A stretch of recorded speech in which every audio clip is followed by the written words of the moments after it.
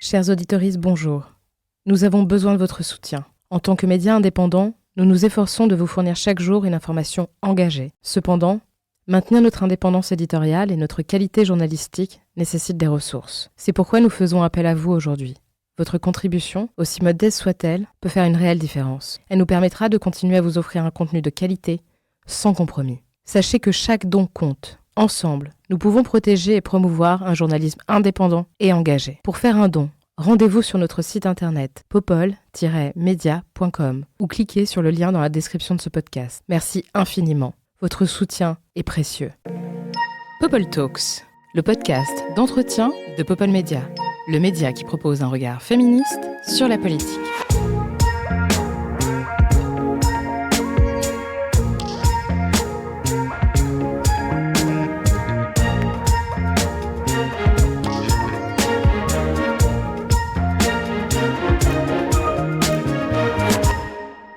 Petite exception aujourd'hui à ce format. C'est la première fois que je reçois un homme dans cette émission. Un homme qui profite de son privilège finalement pour venir jusqu'à Popol et venir nous parler un peu de ses actualités qui sont à la fois assez nombreuses. Ah, le spoiler de ouf. Bonjour Guillaume Maurice. Bonjour Léa Chamboncel, j'ai la pression. Est-ce que ça veut dire que je suis un peu le représentant des hommes, hétéros, pas tous les hommes. mâles, blancs, Ouais, cis, etc. Ouais, c'est ça, exactement. Ouais. Tu coches toutes les cases. Grosse responsabilité. Ouais. T'es pas bourgeois? Je sais pas, faudrait commencer à définir le terme. Bah vas-y, je t'en prie. Qu'est-ce que t'en penses? Je pense que la bourgeoisie, c'est une certaine idée de la domination. Ouais. Moi, j'essaye plutôt de lutter contre les rapports de domination, alors on va dire que je suis pas bourgeois. Je m'en sors comme ça ou pas? Je pense que tu t'en sors, mais en fait, le fait que tu t'es presque viré, c'est mieux encore. Oui, tu vois, j'ai pas mis cette carte tout de suite sur la table. Comme t'es bientôt au chômage, du coup, Voilà, peut-être qu'il y a des bourgeois au chômage. Ben, c'est ça, ouais. Donc c'est un peu plus complexe. Je pense qu'on pourrait faire vraiment 2 ou 3 épisodes sur la bourgeoisie. Ouais. Et puis Faudrait inviter Usul. Ouais, alors, on peut, mais peut-être qu'on pourrait inviter des personnes qui sont vraiment calées sur ces questions-là, genre notamment des chercheurs ou des chercheuses. Oui, tu vois, complètement. En sociaux notamment. C'est vrai que pour tout ce qui est calage sur mal. des sujets, moi je suis pas calé sur beaucoup de sujets. Bah super. Voilà, je préfère prévenir tout de suite. Bah nickel, ça va être cool. Mais je peux en parler avec aplomb, puisque bien, je ça, suis un mâle hétérosexuel, cisgenre, etc. Exactement. Donc je peux T'as faire ce croire, privilège. voilà, j'ai ce privilège qu'on va m'écouter. C'est pas mal ça. Du coup, t'es presque un politicien. Ah, ouais. Est-ce qu'on n'est pas tous et toutes des politiciennes et siens? Alors là. Je sais pas. Non. Est-ce que prendre la parole en public, c'est pas le début de faire de la politique? Ah mais attends, mais on fait de la politique de mille et une manières. Faire pipi sous la douche, c'est faire de la politique pour moi. Enfin, oui. Je grossis le Oui, trait, mais Yannick tu vois Jadot. ce que je veux dire. Oui, T'es tout à fait. t'es pas obligé. Et puis après, ensuite, aller nager dans la Seine.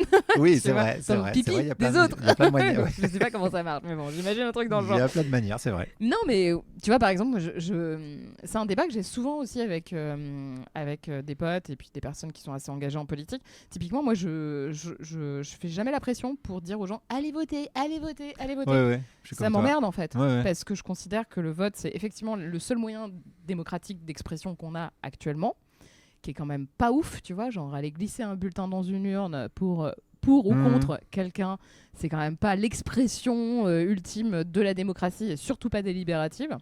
Bah, c'est pour ça que je vais voter moi, par exemple. Bah, c'est parce que je considère que c'est pas si important que ça. Et souvent, les gens qui vont pas voter, ils s'en font une fierté. En mode, ils n'auront pas ma voix. Ah oui, alors je suis libre. Ça, c'est vraiment se je donner... n'ai de compte à rendre à personne. Ça, je pense que c'est se donner trop d'importance. Voilà. Mais il y a souvent ça dans le discours des abstentionnistes. Peut-être. Mais il y a plein de bonnes raisons pour ne pas aller voter. Je peux comprendre les gens qui se retrouvent pas, tu vois, dans un système institutionnel, partisan. Ça, je peux tout à fait l'entendre. Et typiquement, on peut avoir un engagement politique très fort sans voter. Après, je suis d'accord. Faites les deux idéalement, tu vois, mais bref. Et du coup, c'est un débat que j'ai souvent. Et moi, jamais je dis, tu vois, à ma commu, genre, allez voter, allez voter. C'est franchement, moi, je vous dirais éventuellement d'aller voter. Mais si vous voulez pas aller voter et que par ailleurs, vous vous engagez au quotidien, c'est certainement encore plus fort. Oui. Enfin bref, grand débat. Mais il faut aussi bien se rendre compte que ceux qui ont un intérêt premier à aller voter, ils vont voter. C'est-à-dire que si tu vas dans les bureaux de vote à 9h du matin, il y a tous les petits vieux bourgeois, pour le coup, qui savent ce qu'ils ont à perdre s'il y a une redistribution des richesses. C'est vrai. Voilà, mais c'est tout. Je point... pose ça là. Ouais, c'est vrai, dans le débat, comme ça, voilà. Mais jusqu'à quel point la légitimité du vote, il y a aussi ça, tu vois, genre... On peut se poser la question Oui, si par exemple t'es mal élu ou que le vote t'oblige. Ouais, mais de toute façon, on sait que le vote, Macron. il oblige que dalle en vrai. Une fois Ouais, qu'ils c'est ont les vrai. leviers de pouvoir, c'est que des rapports de force. Et oui, effectivement. Et donc ça, c'est quelque chose pour lesquels tu luttes. La domination, les rapports de force. Je lutte à ma manière, c'est peut-être un bien grand mot de dire lutter, mais disons que Mhm. j'ai une grosse incompréhension sur tout ce qui est rapport de domination, rapport à l'autorité, à la hiérarchie. Je Mhm. comprends pas bien cette structure qui me paraît assez et archaïque et artificielle, qui consiste à dire je suis au-dessus ou en dessous de toi. Donc, ça m'a toujours questionné, ouais. Mais depuis le CE1, hein, Ah oui. c'est bon, je Bon, l'analysais bah, pas à l'époque. T'étais pas premier Je de la dis classe. j'ai juste prout. C'est parce que Mais si, t'étais parce que pas j'étais assez bon. Non. J'étais assez Ah, raconte, bon allez. élève jusqu'au lycée. Ah. Mais ça n'a rien à voir, Et les après, il résultats s'est passé scolaires et les quoi rapports de domination. En fait, je travaillais pas, donc Ah. j'avais un peu, genre, comme on dit, des facilités. Ah ouais, Parents tu te 68 heures, reposais j'avais sur pas la tes acquis. télé, j'ai appris à lire tôt, machin, tout ça.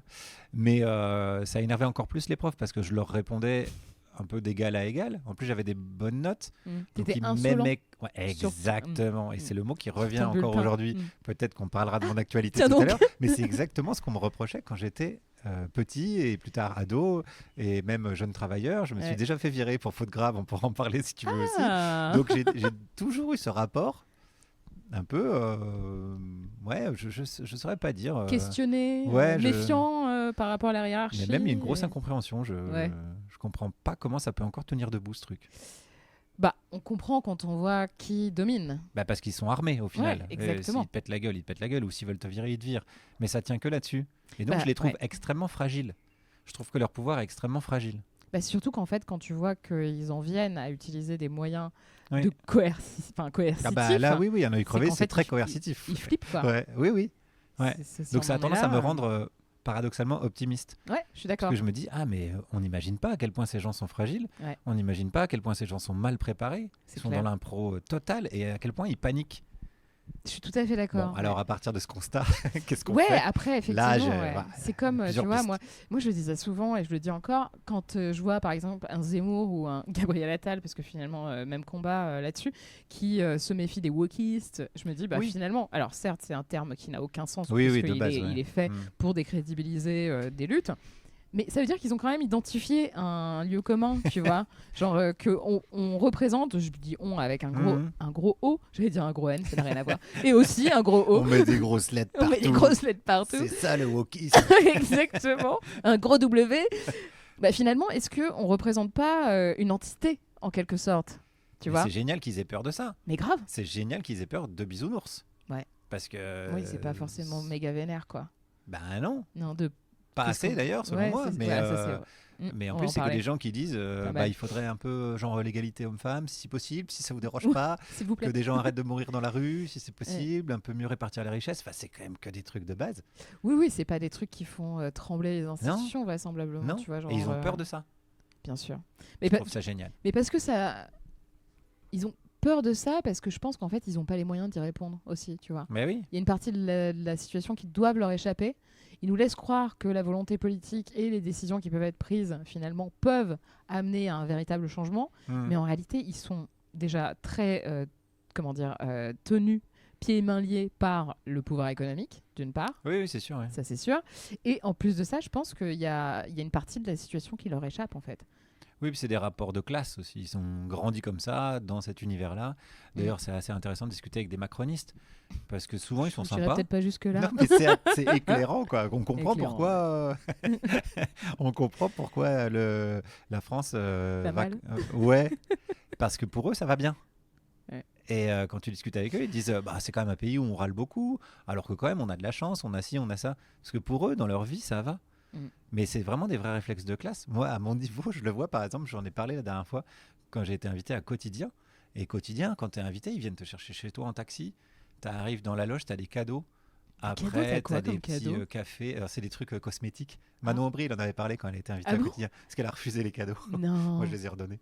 Ah, vas-y, balance, c'était quoi? Ouais, c'est des crèmes. Tu as des crèmes pour le visage, des trucs comme ça, des shampoings. Ils ont des partenariats avec des marques. Ah, bah oui. Donc, tu as des cadeaux dans la loge. Bon, t'as pas un lingot d'or, mais bon, tu vois ce que je veux dire. Tu as des petits privilèges comme ça. Après, on va te maquiller, on te pouponne. Puis après, on te remet dans le taxi et tu rentres chez toi. Ben, là, ça va. t'arrives sur le plateau, tu dis bah je trouve ça va, écoutez, je comprends pas pourquoi les gens y râlent au final. Parce que dans ton univers ça va, et les macronistes c'est souvent ça. Dans leur univers ça va. Mais c'est vrai ce que tu dis, parce que ça me fait penser à quand Gabriel Attal était encore ministre de l'Éducation. Tu te souviens de cette histoire où il disait qu'il allait faire une immersion au lycée public? Oui, mais vas-y mon grand. Putain. Et il l'a pas fait au final. Bah bien sûr que non. Il sait toujours pas ce que c'est. De toute façon ça aurait pas eu de sens, puisque bon, ça aurait été Gabriel Attal, c'est un village à Potemkin quand même. Non mais c'est quand même...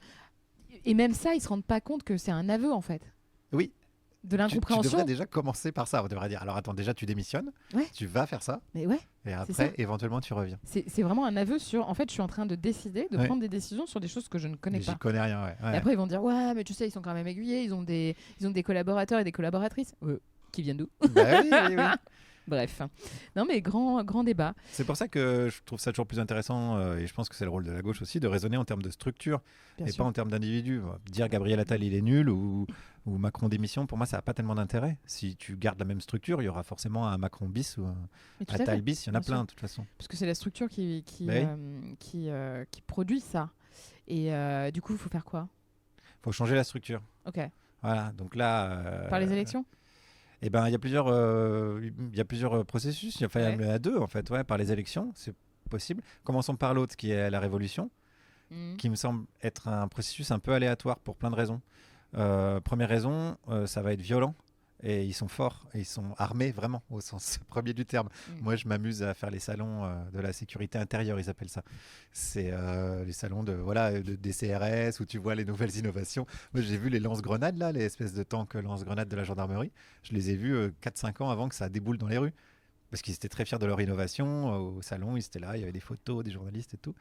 Donc, ils sont vraiment solidement armés, parce qu'ils ont vraiment très peur de ça. Deuxième inconvénient de la Révolution. En France, on a une petite expertise, vraiment, on est basé là-dessus. Hein. Ouais, c'est clair. Alors, le CRS qui va te casser la gueule dans la rue, il a le drapeau bleu, blanc, rouge. C'est quand même assez incroyable. Ouais, Choose France ou je sais pas quoi. Des fois, il te casse la gueule à Bastille, ce qui est incroyable au carré. Et le deuxième problème pour moi de la Révolution, c'est que c'est assez aléatoire quant au résultat. C'est-à-dire que ça crée un chaos, mais on ne sait pas qui va s'enfourner dans le chaos. On ne sait pas ce qui va en sortir vraiment. Donc... Tu penses que les révolutions sont forcément violentes ? Je suis pas historien, donc peut-être que on va me sortir 2 ou 3 révolutions douces. Mais après tout, c'est quoi la violence ? Ce qu'ils ont à perdre. Vraie question, c'est quoi la violence ? Moi, je sais ce qu'ils ont à perdre. Pour après, vraie question, c'est quoi la violence ? Là, je te parle de violence physique. Je te parle de vraiment de se faire casser la gueule. Les gilets jaunes, techniquement, ils ont crevé des yeux, ils ont amputé des mains. C'est vraiment, c'est assez basique. Le pouvoir, c'est très trivial. Quand le pouvoir il est en danger et qu'il panique, c'est très très trivial. Donc là, je te parle vraiment, là, il n'y a même pas de débat à avoir sur le mot violence. Il y a du sang par terre et il y a une main à côté d'un gars à laquelle était rattaché juste avant. Et pour autant, il n'y a pas eu de révolution. Hélas. Non, parce que les gens, ils ont envie de garder leurs yeux et leurs mains. Bien sûr. Et on ne peut pas vraiment leur en vouloir. Non, c'est clair. Même nous, quand on va en manif, maintenant, on flippe plus qu'avant, il faut reconnaître. Absolument, ouais. Les NAS, etc., c'est de la vraie violence. Ouais, c'est clair. Donc c'est pareil. On parlait des macronistes tout à l'heure, ils n'ont jamais fait de manif de leur vie. Pour eux, c'est un petit folklore. Un petit rallye.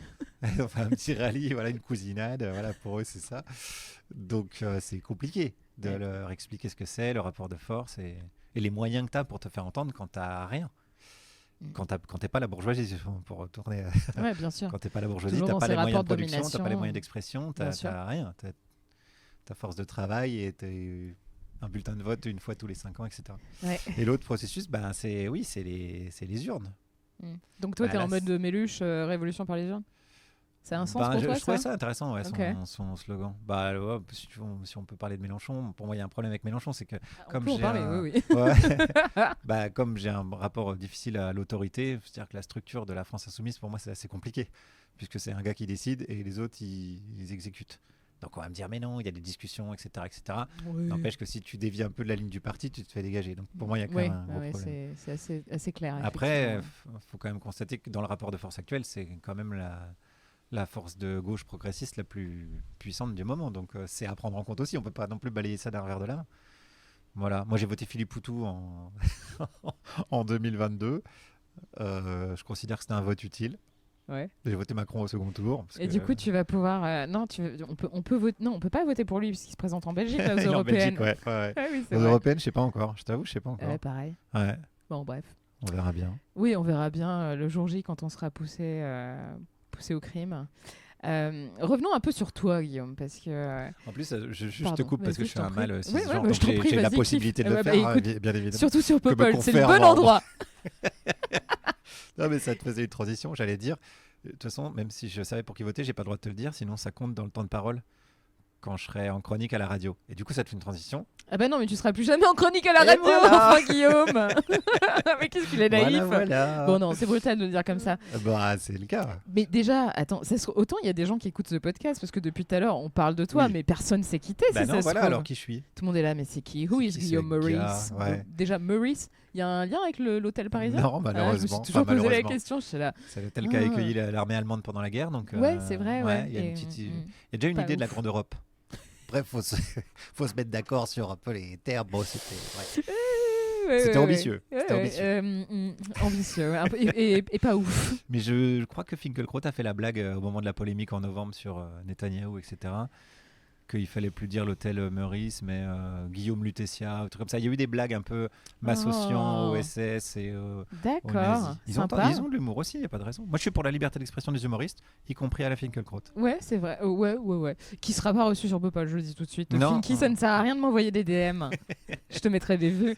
Et ça me fera grave plaisir.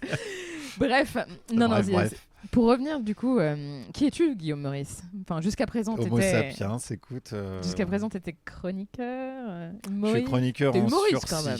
Pour l'instant, je suis chroniqueur en sursis. Je suis considéré comme dangereux par la direction de Radio France puisque je suis mis à pied, donc mis à pied en vue d'un licenciement pour faute grave, c'est-à-dire que je constitue un danger pour l'entreprise qui m'employait, donc qui était Radio France. Donc là, tu as affaire à quelqu'un de vraiment dangereux en face de toi. J'espère que ça va quand même. Mais je prends des risques. Moi, je vis dangereusement. J'ai pas peur. Fichier S, la chamboncelle, allez hop. Enfin, ça va s'ajouter à ta fiche S qui est déjà assez fournie. Oui. Je sais pas, non, je pense pas. Ouais, donc là, voilà, pas ouf. C'est quoi le motif, tu sais? Le motif, c'est il y en a beaucoup, ils ont un peu chargé la mule. Ah ok. Plusieurs motifs. Il y a plusieurs motifs parce que donc ils me reprochent d'avoir réitéré la fameuse blague sur Netanyahou. Puisque j'ai été donc blanchi par la justice, le procureur a classé sans suite les 2 plaintes qui étaient contre moi. Il y avait une plainte de l'Union juive européenne, c'est ça? Et la deuxième, c'est quoi? En fait, c'était 2 assos, Avocats sans frontières et c'est ça, Organisation juive européenne. Ouais, c'est ça. C'est 2 assos d'avocats et les 2 plaintes, c'était injure publique et incitation à la haine raciale. D'accord. Donc les 2 plaintes ont été classées sans suite. Après une audition à la PJ, j'ai quand même passé 2 heures avec des flics à répondre à des questions. Non, en vrai, comment t'as été accueilli? C'était un peu... Genre, ils savaient qui t'étais, évidemment. Alors, l'OPJ savait pas qui j'étais. Donc, il y a Good Cop, Bad Cop. Okay. La Good Cop savait pas qui j'étais. Le Bad Cop, je soupçonne qu'il savait qui j'étais et qu'il s'était un peu renseigné au moins. Et le Bad Cop était même pas très, très motivé en tant que Bad Cop. On était 4 dans la pièce avec mon avocat à se demander un peu ce qu'on foutait là. C'était assez absurde. 2 heures parce qu'ils font pendant 1 heure ce qu'ils appellent une enquête de personnalité. Comme ça, quand tu seras à la PJ, tu pourras te préparer. Donc, ils cherchent à savoir qui tu es. Donc, c'est la 4e de couvre de Libé. Un podcast de Popol. C'est un podcast. Tes parents, pourquoi ci, pourquoi ça, pourquoi le théâtre, à quel moment, pourquoi ce spectacle, pourquoi... Okay. Donc c'est enquête de personnalité. Est-ce qu'il y avait des questions pertinentes, des questions qui t'ont peut-être bousculé et sorti de tes zones de confort? Ça c'est dans la deuxième, puisque au bout d'1 heure, moi je pensais qu'on avait fini et mon avocat il me dit là c'est là où on rentre dans le vif du sujet. Je fais d'accord. Et là il te pose la question sur pourquoi tu as fait une blague sur Netanyahou et ils essaient de te... Ils t'ont tutoyé? Non. Au bout d'1 heure, hop. Moi j'ai le tutoiement facile, j'aurais pu moi le aussi, tutoyer, je veux ça bien. me dérange pas. Toujours dans le rapport autorité-hiérarchie, je comprends pas, etc. Mais donc la question la plus incroyable a été qui est pour vous le nazi absolu? Donc ça fait l'ouverture de mon bouquin. On sait tous. Et je t'avoue que tu te sens un peu comme au Trivial Poursuite. T'as répondu Darmanin. Ouais, je pense qu'il faisait ça pour voir si j'allais répondre Netanyahou ou Darmanin ou si j'allais continuer à déconner. Alors j'ai dit, c'est Hitler, on peut quand même pas lui enlever ce titre-là. Alors sur la déposition, c'est marqué Hitler, on peut pas lui enlever ce titre-là. Tout était absurde. Et ils essaient de te relier à tout ce qu'ils peuvent trouver d'antisémite. Donc il y avait pas un gymnaste, un athlète qui avait comparé Netanyahou à Hitler 2-3 jours avant. Donc qu'est-ce que vous pensez de ce gars? C'est mon meilleur pote. Je sais rien, puis j'ai fait une blague, j'ai pas à répondre des dingueries de tout le monde. Ah, t'as fait des blagues pendant ce temps-là? Genre, c'était Dans plus fort que toi? Ouais, oui, on a un peu rigolé. Tu peux pas séparer l'humoriste de l'homme? Notamment, il y a un moment très drôle, c'est que sur cette blague-là, ça change un peu la donne si je suis juif ou pas. Sauf que personne ne sait si je suis juif. Donc, à un moment donné, je leur ai dit à la discussion, mais on est d'accord que si je suis juif, ça change un peu la donne. Et ils étaient obligés de dire, oui, parce que dans ce cas-là, version du stigmate, etc.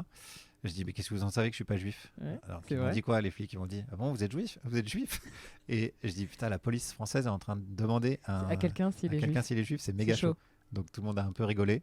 Ouais, c'est chaud. Ils ont dit, on le note pas dans la déposition. Hein. Ah ouais? Je dis, ok, vas-y. Wow.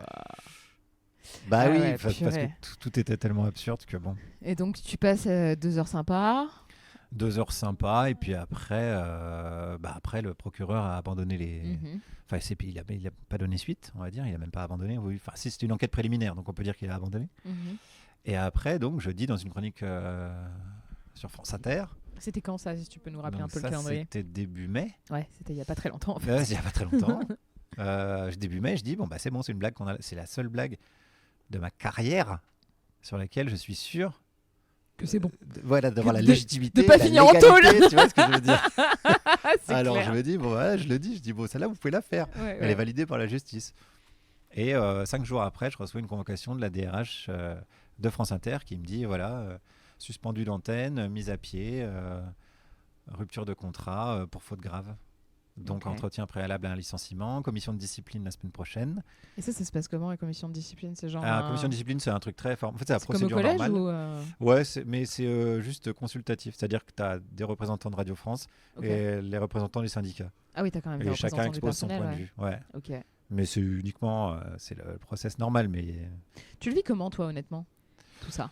Ça m'intéresse. Ça m'intéresse pas seulement...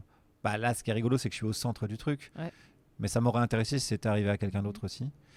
Dans le sens où ça questionne quand même la place de l'humour et de la liberté d'expression, qui est quand même c'est un vaste sujet. En France, c'est pas rien. On a tous été Charlie, on a tous défendu les humoristes. Il y en a qui se sont fait buter, c'était nos potes quand même, qui se sont fait buter à la Kalachnikov. Et tout le monde était avec nous à l'époque. Donc ça pose aussi la question des limites, du droit, etc. etc. Donc ça charrie énormément de questions que je trouve très intéressantes. Bon, là, je suis aux premières loges pour du coup, les étudier, gratter un peu les arguments à droite, à gauche. Et ça pose aussi, surtout encore une fois, désolé, surtout à droite. Et ça pose aussi la question, j'en reviens à ma marotte, mais de l'autorité et à quel moment quelqu'un décide de virer quelqu'un d'autre, un de ses salariés. C'est même pas un de ses salariés, parce que Sybille Veil, elle a un mandat, c'est pas son entreprise. Bon, ça serait encore une petite digression qu'on pourrait faire, mais ça pose la question de la légitimité. C'est intéressant pour les personnes qui nous écoutent. Ouais. De ouf. Oui, parce que c'est un peu ce qui est sur la table en ce moment, c'est de dire oui, mais ta blague, elle a déplu à ton employeur. Moi, je dis mon employeur, c'est pas Sybille Veil. J'ai un contrat avec Radio France. Sybille Veil, elle a un mandat avec Radio France. C'est quand même complètement. Il n'y a pas de rapport hiérarchique en fait. Si, il y a un rapport hiérarchique. Il y a un rapport hiérarchique. Donc évidemment, ce qu'elle fait, elle a le droit de le faire. Bien mais moi, sûr, je trouve que ça quand même. En termes de légitimité, tu veux dire. Ouais. Et en termes de légalité, je pense qu'elle est à côté, mais ça pose aussi un autre problème, c'est que si je suis viré, donc c'est pas tout à fait le cas encore, donc je peux pas dire que je suis viré, c'est pas le cas. Si je suis viré, que je les attaque au prud'homme et que je gagne, ça sera dans 2-3 ans. Ouais. Ils seront tous passés à autre chose, et de toute façon, c'est pas leur pognon. Ça se pose quand même une question. C'est le tien. Ouais, c'est clair. Oui. Donc toutes ces questions-là m'intéressent. C'est ça mon état d'esprit du moment. Ouais. Comment tu envisages la suite si jamais tu te fais tège? Il y aura un après Radio France Inter? Ça fait 12 ans que tu es sur France Inter. Non, peut-être pas. J'espère pas en tout cas. Si je meurs pas, il y aura forcément un après. Non, mais ça fait 12 ans. J'ai commencé en 2012. Ouais. Et ça a été quand même... un quart de ma vie. Ouais, et puis surtout, au-delà de ça, t'as marqué les esprits aussi avec ce... Moi, je parle comme si t'étais déjà viré. Pour moi, c'est acté dans ma tête. Désolée. Désolée, mais on revient un peu sur... Ouais, exactement. Non, mais c'est vrai, t'es quand même... On a marqué les esprits, c'est l'émission qui était... Ouais. Toi, Charlie, toute la bande, Emmerich, etc., Jamil, ouais, oui, mais après toutes les époques se terminent et après c'est le commencement d'une nouvelle époque. Non, ce qu'on peut noter, si on veut être complètement dans l'analyse, puisque c'est quand même un podcast où il faut être un peu dans l'analyse, c'est la place de la satire politique qui se réduit. C'est-à-dire qu'avant, il y avait quand même les guignols de l'info sur une chaîne privée qui était un peu la grand-messe de la satire politique. Ouais, bien sûr. France Inter a eu ce rôle-là historiquement depuis quand même pas mal d'années. Alors on dit souvent contre-pouvoir, moi j'aime pas trop ce terme-là parce que je pense qu'il n'est pas tout à fait exact, dans le sens où je me sens pas dépositaire d'un pouvoir. J'ai jamais fait virer un ministre. J'aimerais bien, hein, mais non. Et c'est pas terminé. Hein. Ouais, c'est pas terminé. La vie est longue. Mais bon, en tout cas, il y avait cette idée de liberté de ton et puis de pouvoir, à minima, apporter une sorte de critique un peu sarcastique des gens qui s'en prenaient plein la gueule. Et là, cette place-là se réduit. Donc moi, je suis inquiet, non pas pour moi, mais pour des mômes de 20 ans qui voudraient faire ce métier-là aujourd'hui. À part Internet, et Internet, on connaît les limites, hein, c'est quand même les GAFAM, etc. C'est des gens qui peuvent striker ta chaîne en claquement de doigts. Ouais. Donc, je suis plutôt inquiet pour ça, plutôt que pour moi, pour mon cas perso. Oui, bien sûr. Mais, comment dire toi, tu te dis que finalement, après ça, la satire n'aura quasiment plus sa place. Est-ce que tu penses que c'est un mouvement un peu inéluctable, en gros là, on est en train de glisser et ça va que s'empirer. Ou est-ce qu'on peut encore se rattraper? Ne virez pas Guillaume. J'ai pas de boule de cristal, je peux juste constater la tendance du moment. Elle est liée à pas mal de choses. Elle est liée par exemple à la fin de la redevance. C'est un peu technique, un peu difficile à comprendre pour les gens qui sont pas très à même de comment se finance l'audiovisuel public. Ouais. Il y a un petit chat qui nous observe. Ouais. C'est-à-dire que c'est toujours de l'audiovisuel public, c'est toujours payé par les impôts des gens. Sauf qu'avant, il y avait une somme qui était sanctuarisée, dédiée à l'audiovisuel public, qu'on ne pouvait pas toucher. Tous les ans, les gens payaient la redevance. Donc.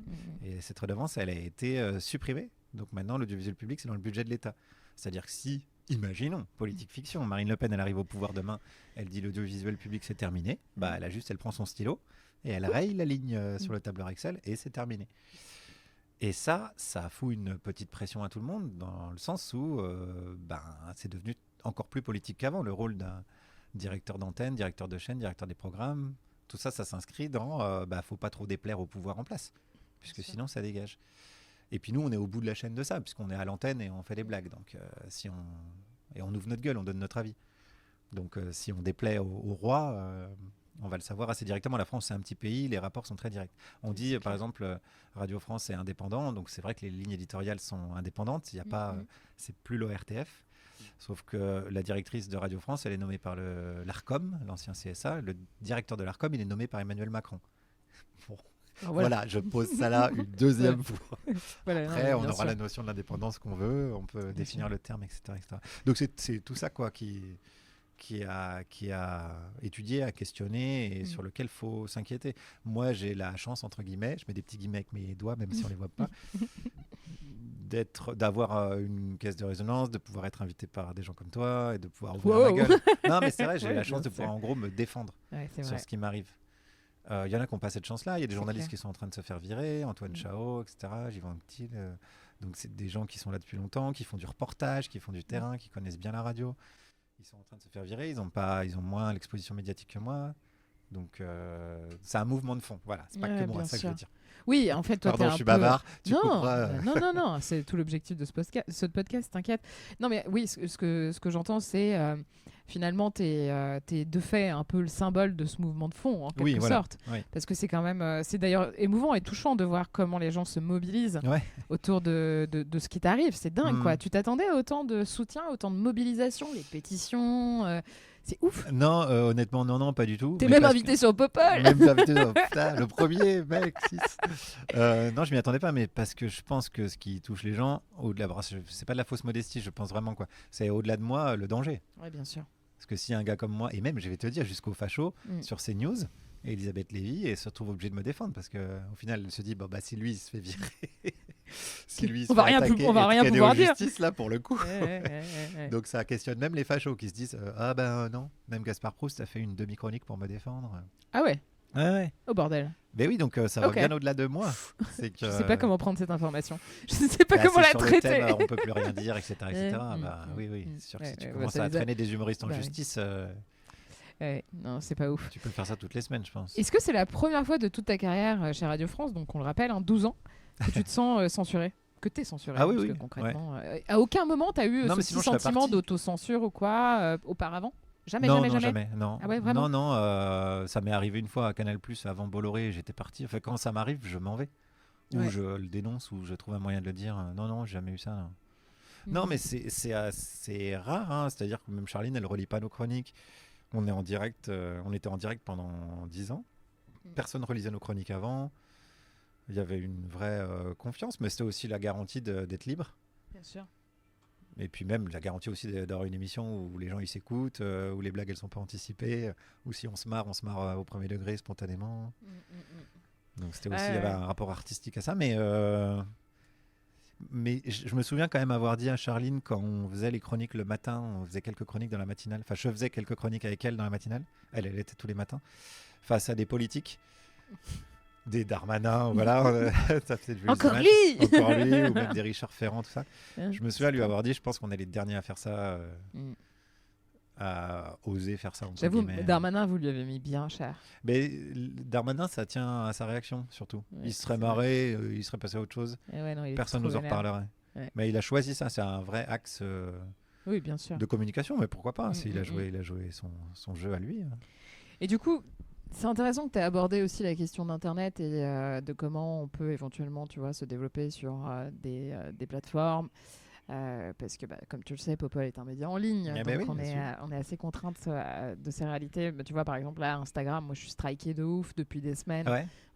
Pourquoi je suis shadowban de fou parce qu'en fait, ils ont changé leur... D'ailleurs, les gens qui nous écoutent doivent changer leurs paramètres. Ils ne poussent plus le contenu politique suggéré. Voilà. Et ben voilà, typiquement, on est dedans. Et hop, on est dedans, Et moi, je vois à quel point, tu vois, genre, l'engagement s'est cassé la gueule, mais dingo, sur des posts où, tu vois, je pense que j'ai perdu genre 70% de mon engagement. Ah ouais. Mais vraiment, quoi. C'est méga vénère, c'est super inquiétant. Et donc, effectivement, on est complètement dépendant et dépendante. Et par ailleurs, c'est pas non plus, tu vois, des petits anges, quoi. Je veux dire, Zuckerberg, Musk et compagnie, ça donne pas méga envie. Et la vraie question, c'est de savoir, mais quel terrain on peut occuper désormais ? Tous. Il faut occuper le terrain mais dès si qu'on on se en fait a striker, l'occasion. tu vois. Enfin, si toi, tu te fais têche de Radio France, si nous, on se fait striker sur Instagram, on fait quoi ? On fait Radio Larzac. Ils sont très sympas d'ailleurs, je les salue. Ah bah écoute, ouais. Non, mais s'y recrutent, hein. Non, faut créer notre réseau social, faut créer des médias, Quand on est viré par la porte, faut passer par la fenêtre. De toute façon, on n'a pas le choix. C'est pas facile de créer des médias. Hein. Non, mais j'ai pas dit que c'était facile. Ouais, bien sûr. Non, mais j'ai pas dit que c'était facile. Par contre, c'est assez enthousiasmant. Alors c'est enthousiasmant, mais moi, tu vois, par exemple, là, j'ai mis en place, abonnez-vous d'ailleurs, un système d'abonnement parce que je veux pas de sponsor. Popol est quand même reconnu média, donc, même, j'ai une certaine, cohérence avec ce que je fais et j'ai pas envie que des marques ou quoi viennent faire du washing sur mon dos par rapport à tout le travail que je produis depuis des années aussi avec mes collaboratrices. Mais du coup, la question du modèle économique se pose réellement. Et en fait, moi, je me dis, si je fais pas raquer la communauté, c'est mon seul moyen, en fait. Alors, il y en a pour qui ça marche bien, hein, tu vois. Mediapart est un bon exemple, Blast est un bon exemple, et d'autres, Backseat aussi est un bon exemple. Mais en réalité... Donc, c'est possible. C'est possible. Mais ça aussi, ses limites, tu vois. Dans le sens où, déjà, les gens n'ont pas les moyens de tout financer. Ça, c'est une vraie question, tu vois. Quand tu lâches 5 balles par-ci, 5 balles par-là, 5 balles, plus ça, à un moment donné, oui, effectivement, tu vas pas financer un énième média. Et moi, du coup, j'ai une idée. Que je vais te soumettre. Vas-y, je suis chaud. Mais au-delà de abonnez-vous Popol, à partir de 2 € par mois, vous pouvez nous soutenir. Mais je vais le faire, moi, je suis pas 2 abonné. € par mois, je comprends pas. Je vais le faire. Nul. Mais non, mais bientôt tu auras je plus t'ai pas d'argent. vu sur Instagram, je te vois plus. Bah oui, c'est ça. Voilà. Et voilà. Non, mais abonne-toi, tu seras oui, bienvenu. je vais le faire. Et mais tu vois, par exemple, on en parlait aussi avec d'autres médias indépendants comme tu vois, Vert, etc. Et on disait aussi avec Christelle Tissot qui a fait Musae. Musae, c'est un média sur la santé mentale qui est en ligne aussi. Et avec Christelle, on se disait, mais en fait, ce qu'il faudrait faire, c'est une coopérative des médias, tu vois. Où on propose, par exemple, aux abonnés de choisir, je sais pas, tu vois, tu as un pool de médias, une dizaine de médias que tu peux financer. Tu dis, avec 5 balles par mois, moi, j'ai envie de financer Popol, Vert ou, je sais pas, Blast, tu vois, par exemple. Et au moins, peut-être qu'on arriverait à quelque chose. Parce qu'en fait, il y a des situations plus ou moins monopole de fait qui se créent aussi, parce qu'on est dans un marché encore, hélas. Mais voilà, c'était ma petite idée. Mais non, mais alors, marrant, vraie anecdote, j'ai bouffé à midi avec le producteur de mon spectacle, qui est le seul producteur de gauche de l'histoire du spectacle vivant, et qui m'a dit exactement ça. puisqu'on parlait de mon histoire, qu'est-ce qu'on fait après, etc. Bah, il m'a dit, mais avec tous les médias qui existent... On va faire un truc. Bah ouais. Il m'a dit, en fait, il faudrait que tous les médias ils se regroupent. Et quasi, ça fait une chaîne, ça fait soit une chaîne de télé ou soit ce que tu viens de dire. Donc, clairement, ouais.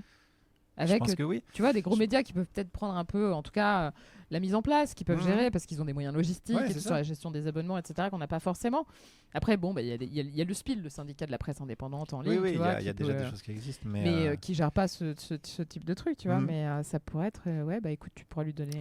Moi, je suis hyper chaud, je trouve que c'est une super idée. Il y a un truc qui, à mon avis, en termes de consulting, là, par exemple, si j'étais consulting de ce truc-là, si j'étais le McKinsey de cette Z médiatique que tu veux créer, je dirais qu'il ne faut pas qu'on oublie le spectacle, quoi. Souvent, la gauche, on est là, les trucs un peu chiants, le conflit, tout ça, c'est super, hein, mais il ne faut pas oublier le spectacle. Moi, je serais là pour vous rappeler que quand même les gens ils ont besoin de spectacle. Bah oui, nous on va avec le Tréva, on va interviewer bientôt Philippe Poutou en ASMR, donc. Oui, ça va. Je me fais pas de soucis. Tu peux nous faire confiance. Voilà. Ouais, très et bien. Swan Périssé d'ailleurs. Très bien. Super. Ce sera en 2 temps. Mais oui, bien sûr. Et puis l'importance aussi, moi je vois quand j'organise des événements, je vois à quel point les gens ont envie de se rencontrer aussi. Mais oui, on est plus nombreux que ce qu'on pense. Mais bien sûr. Moi, je le vois, par exemple, genre sur ma pétition et tout comme ça. Ouais, c'est d'où sortent tous ces gens. C'est clair. Ouais. Oh, trop bien. Et cette pétition, elle en est où d'ailleurs ? Ça donne quoi ? Je sais pas, je t'avoue, j'ai pas regardé. Ouais, c'est pas toi qui la gère, mais est-ce que tu penses que tout ce mouvement, et le mouvement notamment des syndicats, j'ai vu de Radio France, qui sont vraiment derrière toi, peut faire un peu trembler la direction ? Pas du tout. Tu penses qu'ils s'en tamponnent totalement ? Je sais pas. Honnêtement, je sais pas du tout. C'est pas de la langue de bois. Je sais pas du tout dans quel état d'esprit ils sont. Je sais même pas pourquoi ils font ça. Moi, à un moment donné, je me suis dit d'accord, ils veulent supprimer l'émission, donc ils trouvent un prétexte. Parce qu'il faut savoir qu'une semaine avant qu'ils me mettent à pied, on a eu rendez-vous avec la directrice de France Inter qui nous a annoncé une baisse de 30% de notre budget.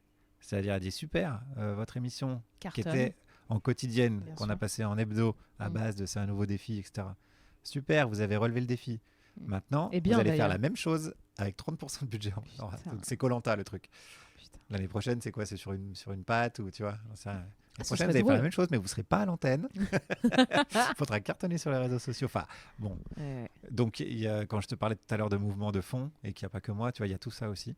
Bien sûr, parce qu'en plus, vous êtes une équipe, quoi. Enfin, on est une équipe. Vous êtes super soudés. Et là, cette année, en plus, l'émission, c'est vraiment un collectif. Il y a des choses qu'on écrit en commun, des petits sketchs, du lion. Ça fait plus. On est en public, donc il y a un côté un peu spectacle.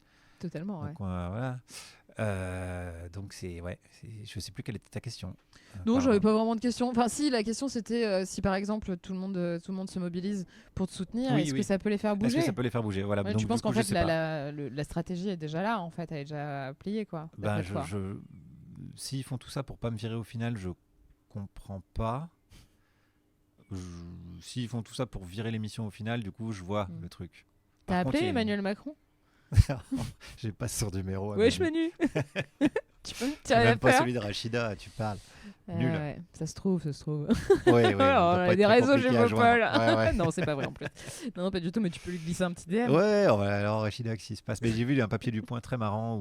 Oula, cette phrase commence très très mal. Tu vas voir à quel point c'est marrant. Ok, vas-y. Parce que Sybille Veil, donc la directrice de Radio France, elle a été conseillère de Nicolas Sarkozy. Et il y a un papier du Point qui dit que c'est Sarkozy. Donc il y a vraiment, c'est entre guillemets. Vous auriez dû virer Meurice en octobre. Donc je t'avoue que le fait d'être viré par le truchement de Nicolas Sarkozy, qu'est-ce que tu lui as fait, ça rend le truc encore plus absurde. Qu'est-ce que tu lui as fait, il devait être avec son bracelet électronique là et dire il faudrait faire ci, il faudrait faire ça. Ouais, parce que lui, il ferait mieux de s'occuper de ses propres affaires. Il me semblait qu'il avait autre chose à foutre, mais a priori non, il écoute France Inter. Il a été à nouveau condamné par la Cour d'appel de Paris. Sur Big Malion. Il a quoi au cul encore ? Il a une dizaine d'affaires bien vénères. La Libye, quand même. La Libye, je sais pas où c'en est. Moi non plus, il faudrait demander à Fabrice Arfi. Ouais, c'est vrai. C'est lui qui gère Fabrice, si tu nous écoutes, envoie les infos. C'est clair. Un petit mémo. Mais donc, du coup, en vrai, moi, j'aime bien aussi parler de ce qui se passe. J'aime bien faire passé, présent, futur. Ouais, c'est super. Très simple. Ça me permet de pas du tout préparer l'émission. C'est très commode, comme tu l'as certainement remarqué avec toutes mes notes. Oui, que je n'ai pas. Oui, là, les gens ne le voient pas, mais t'as même 3 prompteurs. Enfin, c'est assez impressionnant. Ouais, c'est on a des moyens chez Popol. Franchement, la prod. Abonnez-vous quand même. Mais abonnez-vous surtout, oui, c'est pas parce qu'on roule sur l'or qu'il faut imaginer. On veut toujours plus d'argent, de toute façon. On vit dans un monde capitaliste. Donc voilà, pas le choix. Et voilà. Mais non, vraie question. Genre, admettons, demain tu te fais tège, tu fais quoi? La grasse matinée. Ouais, bon, ça tu le fais déjà un peu. Boire des coups avec des potes. Ouais, genre tu fais la teuf. En fait, c'est assez chronophage. De dormir? Non, là, ce qui m'arrive, parce que j'ai oublié. Je comme les chats, genre 20 heures par jour. Non, mais j'ai pas mal de messages, donc j'y réponds. Arrêtez le pauvre, il est trop occupé. Non, mais c'est super, c'est vraiment génial. Mais c'est vrai que ça prend du temps. La mise à pied, ça prend du temps. Mais donc, je sais pas. Je remonterai certainement une émission avec qui veut. Ok. Où j'ai l'opportunité de le faire. Ok. Je me suis testé là-dessus sur Blast. Ouais. J'ai fait une émission qui s'appelait Tournée Générale. Oui, en live d'ailleurs. En live, en public, ouais. Au Café de la Danse. Et le rôle de présentateur m'a bien plu. Ok.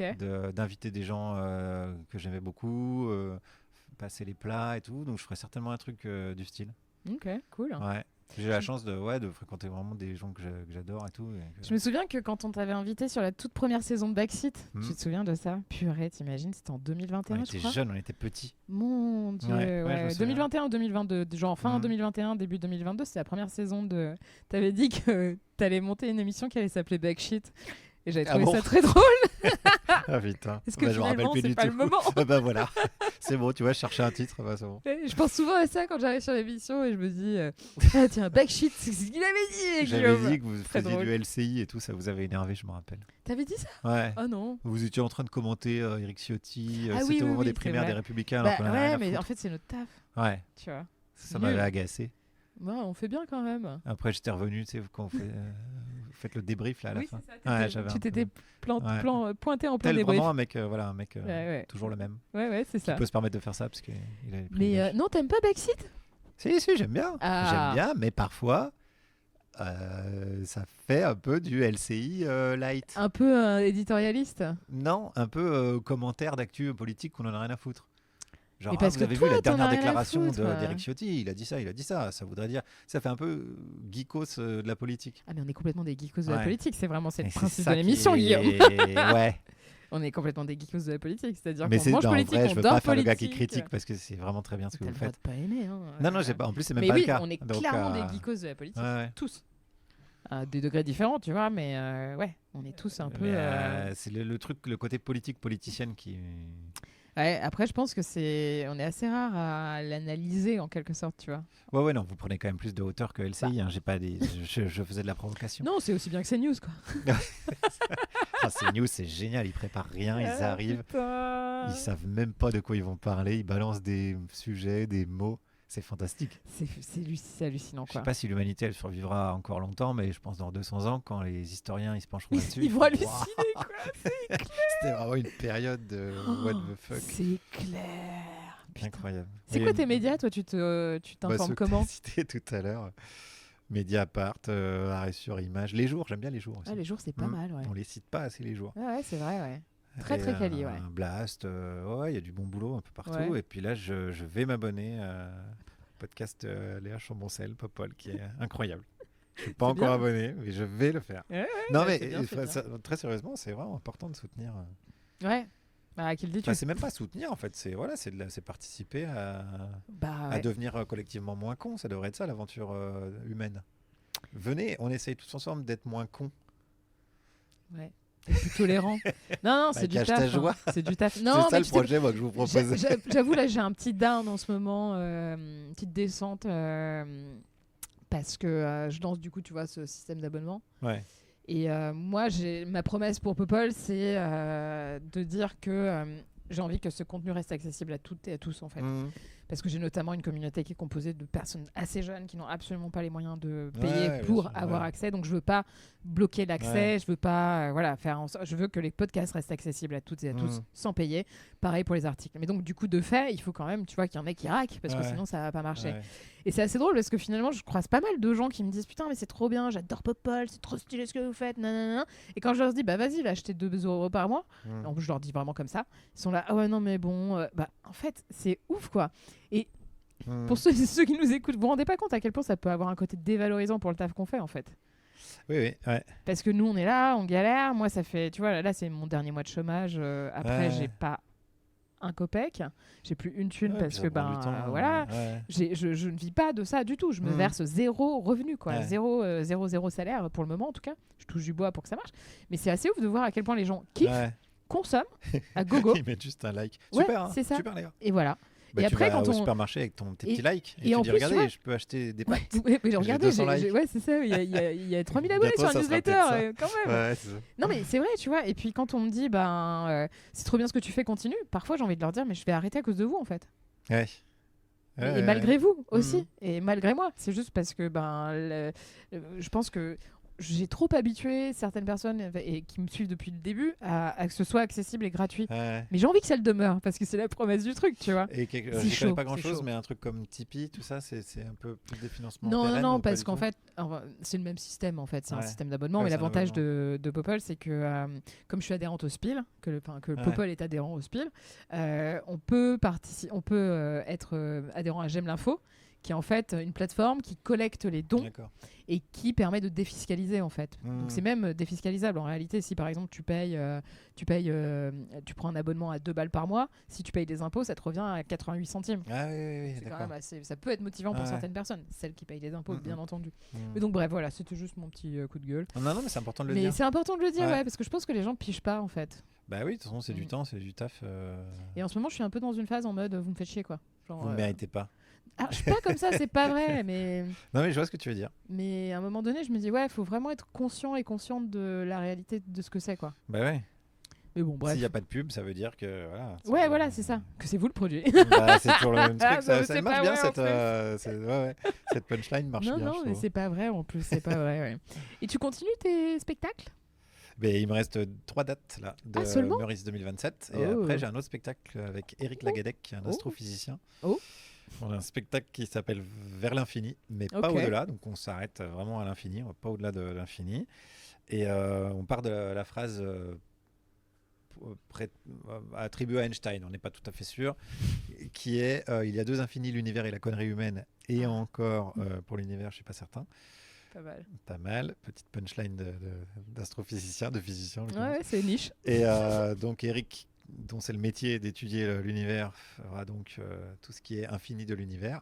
Et moi, dont c'est le métier de m'occuper de la connerie, en tant que producteur de conneries et parfois récoltant aussi de conneries, je m'occupe de l'infini de la connerie. Donc on a une conférence à 2 voix qui est mise en scène, donc c'est un vrai spectacle.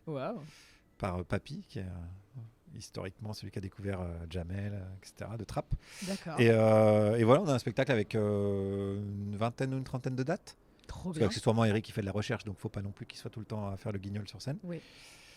Et déjà qu'il le fait devant des étudiants, peut-être, du coup. Oui, c'est ça. Voilà, il a déjà les bonnes bases. Et voilà, donc on joue ça, on a déjà commencé à le jouer, puis on va jouer ça la saison prochaine. Génial. Et j'ai une BD qui sort, dont je suis assez content. Trop bien. Voire très content. On a beaucoup rigolé en l'écrivant, avec Sandrine Deloffre, que tu dois connaître. Non. C'est j'ai pas encore cette chance. Alors elle s'est fait un peu connaître en faisant des cartes de désaveu, c'est-à-dire que c'était des couronnes de fleurs avec marqué des insultes au milieu, meurtre, islamo-gauchiste, etc. Mais tu vas adorer, je vais te montrer ce qu'elle fait et tu vas beaucoup aimer. Et on fait une BD sur des animaux qui font de l'écoterrorisme. J'adore. Donc ils se réunissent dans une clairière, ils veulent niquer les humains, ils organisent des trucs, ils montent des plans machiavéliques, des fois ça rate, des fois non. Et vraiment, en l'écrivant, on s'est dit, de toute façon, on s'en fout si personne l'achète. On a tellement rigolé en le faisant que c'est déjà gagné. Excellent. Et ça sort en octobre. Ok. Donc une rentrée sympatoche, quoi. Et si tu veux vraiment tout savoir, à l'instant, le rendez-vous que j'ai avant toi, c'était au Seuil et j'ai signé pour un roman chez eux. Ouais, j'ai pas encore de date de sortie, mais... Trop bien. Et t'as commencé à écrire ? J'ai déjà une V1. J'avais écrit une V1 avant qu'il m'arrive toute cette polémique en novembre. Et du coup, t'as revu ? Et je l'ai laissé là et j'ai écrit donc dans l'oreille du cyclone, qui était le livre sur ma polémique et un peu un livre de témoignages. Et puis là, c'est la première fois où je vais reprendre un manuscrit que j'ai pas touché depuis 6 mois. Et tu vas dire, putain, c'est nul. Mais bon, je viens de m'engager quand même avec le Seuil. Donc voilà, c'est vraiment l'actu du moment parce que ça date d'il y a 2 heures. Et du coup, ça, on sait déjà quand ça sort ou pas ? Non, pas encore. Ok. T'as le droit d'en parler un peu ? Je veux un peu l'histoire. Oui. Je suis passionné. Alors, attention, on va partir sur un autre sujet. On reste quand même sur les animaux. Je suis passionné par les orques. Les animaux, pas le Seigneur des Anneaux, les cétacés. Jusque-là, j'arrive à suivre. C'est bon. Ça va. Noir et blanc, tout ça. Et, très joli d'ailleurs. Et il y a une caractéristique des orques, c'est qu'ils attaquent pas les humains à l'état sauvage. Tous les morts qu'il y a eu, c'est dans les SeaWorld, les Marineland, etc. Ouais. Enfin, les SeaWorld. Et personne ne sait exactement pourquoi. Il n'y a aucun scientifique qui peut dire exactement c'est parce que si, parce que ça. Donc il y a plein de théories, dont certaines un peu mystiques, et puis pas mal de spéculations donc, sur ce fait particulier. Ouais. Donc moi, mon histoire, elle commence par un mec qui est retrouvé mort sur la plage avec des blessures caractéristiques d'une attaque d'orque. Ça peut être qu'une orque qui l'a buté. Et ce serait possiblement la première personne qui se fait buter par une orque à l'état sauvage. Voilà. Sauvage, ouais. C'est pas facile aujourd'hui. Et ça, j'avais eu cette idée-là il y a quelques années, parce que ça fait quelques années que je me passionne pour le sujet. Et il se trouve que ça rentre un peu en collision avec l'actualité, puisque dans le détroit de Gibraltar, il y a des orques qui, alors pareil, je vais mettre des guillemets, mais qui entrent en interaction avec des bateaux. Alors souvent, les gros titres dans les médias, c'est attaque d'orques, mais quand même, elles les coulent. Il y a eu 2 ou 3 voiliers qui se sont fait couler parce qu'elles pètent le safran. Donc, c'est la partie immergée du gouvernail. Et parfois, ça crée des voies d'eau, ça coule les bateaux. Donc, elles n'ont pas buté des humains qui étaient sur le voilier, mais ça fait a priori assez peur. C'est de l'écoterrorisme aussi, ça. C'est carrément de l'écoterrorisme. Ouais. On l'a mis dans la BD, on a mis une petite séquence là-dessus quand même. Tout est lié. Tout est lié. Donc voilà, je vais pas. Ok, et donc du coup, le roman, c'est une enquête. Ouais, c'est du point de vue de l'orque. Non, c'est du point de vue d'une héroïne, un personnage principal qui se retrouve là-bas. Enquêter là-dessus. Ouais. Trop bien. Voilà. Wow. Puis t'as des passions cheloues en fait, parce que tout à l'heure, oui. avant qu'on commence à enregistrer le podcast, tu m'as dit que t'étais passionné des animaux du Tibet. Ah, j'adore leur tête. Le chat du Tibet, je vous conseille d'aller voir chat du Tibet. Là, tapez immédiatement chat du Tibet, ça s'appelle chat de palace aussi sur Google, et vous allez voir que c'est un animal qui a une tête d'animal saoulé en permanence. Et vous pouvez vraiment lui faire la voix de qu'est-ce qu'il y a, on est marre, il en a marre.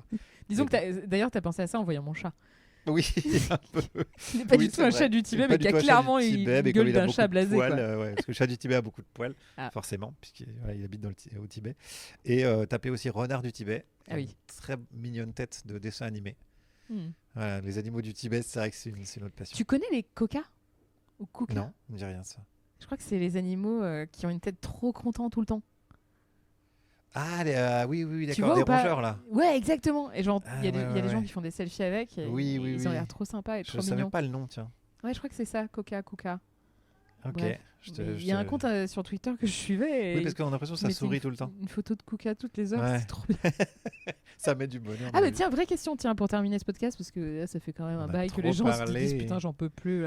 Il faut que j'accélère. C'est interminable. Ils écoutent en 1.5. Ah oui, moi je fais ça. Ouais, c'est vrai. Je fais ça de ouf. Des fois, je fais ça sur les vocaux, moi. Ah bah, quand c'est tu clair. vois vocal, mais il y a des gens avec qui ça marche plus ou moins bien. Ceux qui parlent vite déjà de base, c'est compliqué. Ouais. Pour ça, je parle vite pour que les gens ils puissent pas faire ça. Tout à l'heure, j'écoutais je sais plus quel podcast et je me suis rendu compte que la personne qui présentait, c'est une meuf. Elle parlait turbo vite et en fait, quand tu la mets en accéléré, c'est juste inaudible. C'est très drôle. Bon, bref, petite digression. Mais du coup, oui, vraie question, c'est qu'est-ce que tu fais? Parce que tu vois, moi, tu parlais d'engagement, tu as clairement une grille de lecture de la société par rapport au rapport de domination, etc., qui est quelque chose que tu peux adapter et avoir à tous les moments dans ta vie, c'est-à-dire quotidiennement et toutes les minutes en quelque sorte. Et je pense, j'ai le sentiment que c'est quelque chose qui t'anime, qui t'habite, et tu es conscient des inégalités et des injustices. C'est pas un peu dur parfois? Genre comment tu... Non mais c'est vrai, tu vois. Je savais pas si ta question était finie. Est-ce que tu trouves pas ça un peu difficile d'être constamment engagé dans la lutte? Non, parce que je vois bien qu'il n'y a pas de fatalité. Et je vois bien que c'est la structure qui fait tout. Tu sais, il y a la fameuse phrase, comment tu fais pour partager un gâteau équitablement entre 2 personnes? Et bah, y en a un qui coupe, l'autre qui choisit les parts. J'allais dire un qui le bouffe. Un qui bouffe tout. Non, ça c'est la société actuelle. Mais si tu dis à un, tu coupes et ce sera l'autre qui va définir qui sont les parts. Donc c'est la structure, ça, on en revient à ce qu'on disait tout à l'heure. Mais donc il n'y a pas de fatalité là-dedans. Il n'y a pas de fatalité dans l'être humain. Il n'y a pas de gentil et de méchant. Moi, ça fait... ma petite expérience, qui n'est pas une expérience sociologique, mais ça fait quand même 10 piges que je me trimballe dans les rues à interroger des gens au hasard. Et je suis rarement tombé sur des gens profondément méchants, même haineux.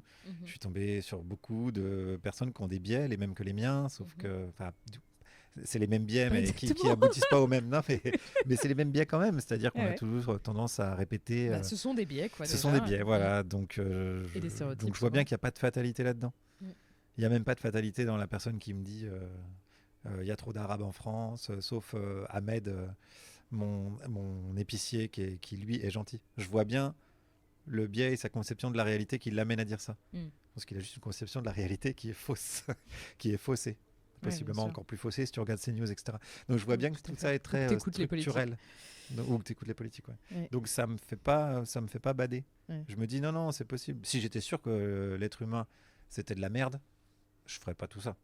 Je me dirais il y a rien à sauver là-dedans. Ouais, bien sûr. C'est une espèce nulle et voilà. Mais plus dans le fait où quand tu fais quand même vachement de choses, tu es très occupé et toujours très occupé autour de ça, même que ce soit à travers tes spectacles, que ce soit à travers tes chroniques, mais aussi à travers tes livres. Il y a toujours ces notions justement qui reviennent et que tu analyses de manière directe ou indirecte, ou consciente ou inconsciente. Est-ce qu'il y a des moments où tu te déconnectes vraiment Non, mais moi je suis assez égoïste parce que je m'amuse tout le temps. Donc tout ce que je fais, moi, ma base c'est l'amusement. Si j'ai un projet où potentiellement je vais pas m'amuser, je le fais pas. Donc à la base ça part d'un sentiment égoïste. J'ai pas du tout le sens du sacrifice par exemple. Je n'ai pas l'impression de me sacrifier pour des causes. Je me dis là il y a un truc à faire, je pense qu'il y a une injustice, voyons comment moi je vais pouvoir essayer d'aider au mieux. Mais ça c'est peut-être un truc de dominant aussi, c'est peut-être un truc parce que je suis un mec blanc et que je peux me permettre ça. J'ai ce choix là, donc c'est un truc de privilégié sans doute. Mais c'est vrai que je l'ai, ça c'est sûr que je me sacrifierais pas pour un truc. Intéressant. T'es en colère parfois ? J'allais te faire une réponse de nul, un peu de type tout le temps et jamais. Je suis pas naturel colérique dans le sens où je m'énerve pas, j'ai même pas souvenir de m'être énervé. Mais t'étais en colère quand t'as reçu ta convocation non, pour ton entretien préalable. Non, j'étais là, voilà, vous faites une énorme dinguerie, mais bon, allons-y, c'est votre dinguerie, tu sais, c'est comme aux échecs, quoi. Des fois, t'as les... Bon, je joue pas aux échecs, mais t'as des joueurs qui font des coups et tu dis pourquoi tu fais ça, mais bon, ils t'emmènent dans un truc où tu dois répondre. Donc, non, j'étais pas en colère, mais après, oui, c'est la colère qui m'anime dans le sens où s'il y avait un peu plus de justice, je serais moins en train de faire des trucs pour essayer de pallier ça. Donc, oui, évidemment, oui. Okay. On n'a pas le luxe de pas être en colère aujourd'hui. Non, c'est vrai. Je suis d'accord avec toi. Je t'ai fait ta headline de podcast. C'est beau, ouais, c'est clair. Faut que je coupe cette phrase au montage. Non, je vais l'isoler, je vais la mettre... Les seuls qui sont pas en colère, ce qu'on disait, c'est les macronistes. Ils sont pas en colère, les macronistes. Pourtant, ils ont l'air gravés, là. Non, ils sont là, tu les vois là, en train de gueuler. Parce qu'ils ont peur. Ça, c'est parce qu'ils ont peur. C'est pas la colère, c'est de la peur. Ils flippent. Ouais. J'espère qu'ils flippent un peu quand même. Ils flippent, mais ils ont encore des flashballs, donc c'est compliqué. Et d'autres trucs. Ouais, c'est vrai. Les flashballs, c'est vraiment le truc le plus gentil qui soit en fait. Ouais, par même rapport si, à ce qui nous arrive. Ça fait des dégâts. Carrément. Il y a des choses vraiment méga vénères, c'est clair. Merci Guillaume Meurice. Merci Léa Chamboncel. Trop cool. Bravo. À bientôt peut-être. Abonnez-vous au podcast. Abonnez-vous. Je sais pas imiter. Abonnez-vous à Popol Media, lâchez vos thunes, bordel. Oui. Merci beaucoup, merci de nous avoir écoutés tout au long de cet entretien avec, je le rappelle, Guillaume Meurice, actuel chroniqueur à France Inter. En sursis. Affaire à suivre. Merci à celles et ceux qui soutiennent Popol, merci à celles et ceux qui, après ce podcast, vont dire mais oui, évidemment, mais pourquoi je soutiens pas encore Popol ? Attends, je vais le faire tout de suite, je sors ma CB. Trop cool. À bientôt pour un nouvel épisode de Popol Talk. Merci.